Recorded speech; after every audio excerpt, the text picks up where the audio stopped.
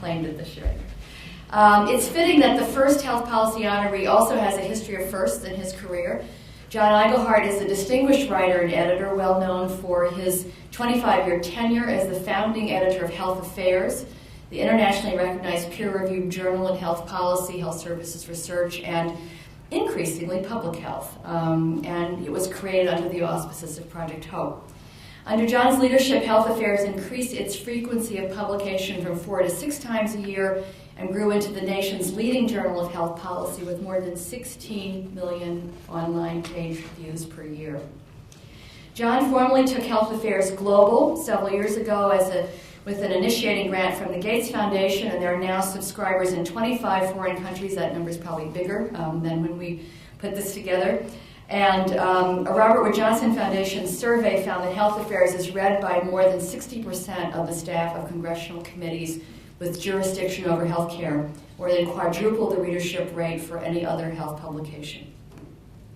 Before founding Health Affairs, John served as vice president of the Kaiser Foundation Health Plan and director of its Washington office. He was editor-in-chief at the National Journal in the mid-70s. His role as national correspondent for the New England Journal of Medicine, which began in 1981, was also a first, introducing sophisticated policy analysis grounded in the real-world challenges facing clinicians and researchers and community leaders in the health sector. As part of his series, Health Policy Reports in the Journal, John has written more than 100 essays on critical topics, including healthcare reform, the role of the media in shaping the public's expectations about healthcare, the challenges of the health workforce, and disparities in the American healthcare system. His column has become a must-read among clinical and administrative leaders, as well as policy wonks, and I think it's often quoted as much on grand rounds as the diagnostics of a high-incidence disease. John was elected to membership in the Institute of Medicine of the National Academy of Sciences and served on its governing council for 6 years. He also is an elected member of the National Academy of Social Insurance and serves on the advisory board of the National Institute for Healthcare Management. Previously, he served on the American Board of Medical Specialties, the Educational Commission for Foreign Medical Graduates, and Academy Health. I've had the pleasure of knowing John for over a decade and have personally witnessed the enormous contributions he's made to U.S. and international health policy. He's also made the world of health reporting, not traditionally a glamour segment of the journalism profession, a much more desirable career path. So joining John this evening is his wife, Mary, and we're delighted she's able to join us for this significant recognition. John, it's a privilege on behalf of the trustees and fellows of the New York Academy to present you the first Academy Medal for Distinguished Contributions to Health Policy.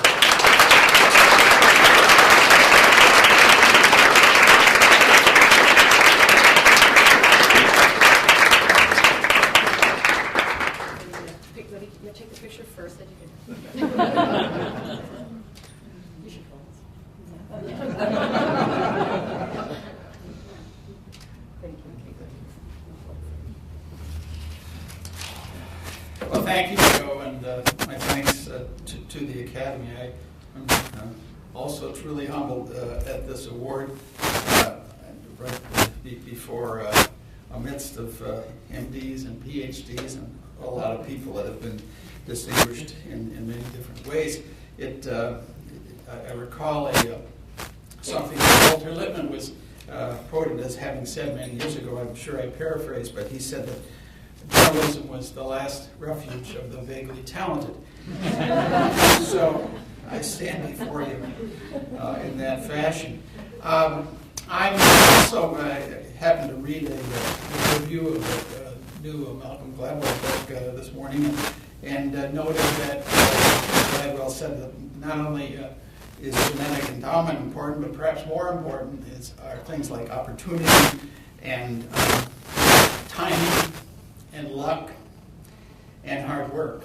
And I think I probably have had the benefit of all of those different characteristics. But in Health Affairs, I've also had an incredibly dedicated staff over the years, many who've been there 10, 15, 20 years, and they have been terrific. Private foundation support has been integral to the success of the journal. In fact, if we hadn't had it, we would have been a dead duck many years ago. And we also have enjoyed editorial independence, which was particularly important to me because Project Hope was founded by a very conservative figure, but he recognized early on the value of editorial independence, and we've had that since the beginning in 1981. And I'd also like to thank Mary Iglehart, my wife of many years and best friend, who has been a true supporter in the good times and in the tough times. But one message I wanted to leave with you, really, other than these, is that my career has really straddled two very different worlds. I have always wanted to use the Journal of Health Affairs to try to straddle those worlds. And my one-liner was always I wanted to introduce the NIH to the Healthcare Financing Administration. I must say I don't think I achieved a whole lot of success in that, because what I recognized as the years went by, that these are two worlds that have different cultures, different priorities, different congressional committees, different conferences, different journals, different almost anything. And the offices of health affairs are within less than a mile of the campus of the NIH, but we might as well be a million miles away, because health affairs is really a journal of finance, of economics.